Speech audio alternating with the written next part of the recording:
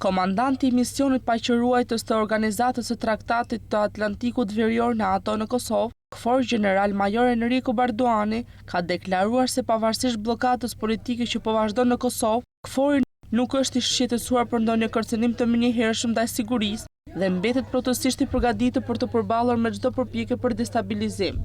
Në një intervistë për Radio Evropa e Lirë, Barduani theksoi se periudhat zgjedhore mund të krijojnë hapësira për aktorë të jashtëm me qëllime të këqija, por që KFOR i sheh situatën aktuale në Kosovë si pjesë e proceseve normale demokratike. KFOR nuk është shqetësuar, tha ai. Jemi të pajisur mirë të pozicionuar për të përballur me çdo kërcënim të mundshëm ndaj sigurisë. Më shumë se një muaj pas certifikimit të rezultateve të zgjedhjeve të 9 shkurtit, Kosova nuk ka arritur ende të formojë institucionet e reja.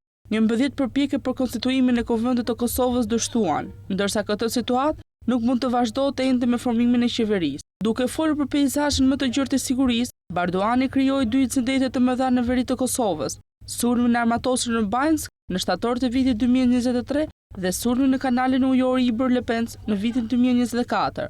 Ai theksoi reagimin e shpejtë të NATO-s ndaj dhunës së vitit 2023 ku u vendosën edhe 1000 trupa shtesë për të forcuar praninë e KFOR-it, veçanërisht në veri. Situata mbetet e qetë por e ndjeshme ndaj përshkallëzimit të papritur, paralajmëroi Barduani, duke përmendur si shkak çështjen e pasgjidhura për shkak të mungesës së përparimit në dialogun ndërmjetësuar nga Bashkimi Evropian nëpërmjet Prishtinës dhe Beogradit. Për sulmin në kanalin Iber-Lepencit, institucionet e Kosovës akuzuan Serbinë si fajtor për incidentin, por kjo e fundit mohoi se ka gisht në këtë rast. I pyetur për rrezikun e sulmeve të ardhshme, Barduani shmango spekulimet por theksoi gatishmërinë e vazhdueshme të KFOR-it. Ne ruajmë një prani të shpejtë, fleksibile dhe të dukshme të gjithë Kosovën, dhe jemi të gatshëm të veprojmë nëse është e nevojshme, tha i komandanti i KFOR-it. Vuri theks të veçantë në bashkëpunimin me policinë e Kosovës dhe me misionin e Bashkimit Evropian për sundim të ligjit të Kosovës. Ne zhvillojmë patrullime të përbashkëta ushtërime stërvitore dhe mbajmë kontakte të vazhdueshme, theksoi ai, duke shtuar se komunikimi i shpejtë nga policia e Kosovës gjatë operacioneve në veri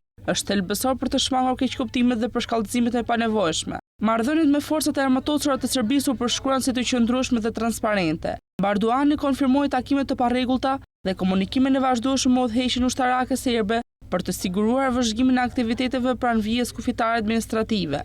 Kemi çdo arsye për të pritur bashkëpunim të vazhdueshëm, tha ai duke përmendur patrullime të sinkronizuara dhe monitorimin e përbashkët si mjet kyç për parandalimin e kontrabandës dhe forcimin e stabilitetit. Pavarësisht pranisë së fuqishme ushtarake, Barduani përsëriti se paqja në Kosovë dhe në të gjithë Ballkanin Perëndimor nuk mund të arrihet vetëm me mjete ushtarak. KFOR-i dhe NATO-ja mund të bëjnë vetëm ato që është e mundur ushtarakisht. Zgjidhja afatgjatë është politike, theksoi ai, duke shprehur mbështetjen e plotë për dialogun e ndërmjetësuar nga BE-ja nëpërmjet Kosovës dhe Serbisë. Ai mirëpriti emërimin e përfaqësuesit të posaçëm të Bashkimit Evropian për dialogun, Peter Sorensen, për të cilin tashmë ka zhvilluar takime, duke konfirmuar mbështetjen e KFOR-it për përpjekje diplomatike.